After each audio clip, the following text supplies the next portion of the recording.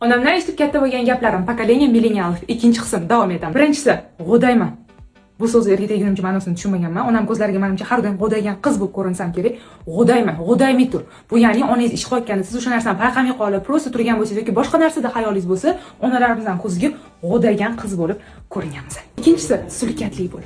Bu so'zni ma'nosini, g'o'daygan so'zini ma'nosini tushunganimdan keyin tushunganman. Sulkatli bo'lish bu nazokatli bo'lgan, nafosatli bo'lgan degan ekan. Erkak degandan keyin tushundim bu narsani, chunki onam bilan menga nimadir ish qilayotganimda tars qilib qo'ysam yoki bunaqasiga taq etib qo'ysam, sulkatli bo'lgan qizimdirdilar. Keyingisi, etgan ishim emas, etmagan ishimni qilgan. Bitta ona qiziga ish etib ketgan ekan. Onasi ishdan kelguncha qizi ham etgan ishlarini qilib qo'ygan ekan. Lekin ona buni ko'rib qizini rosa uribdi-da.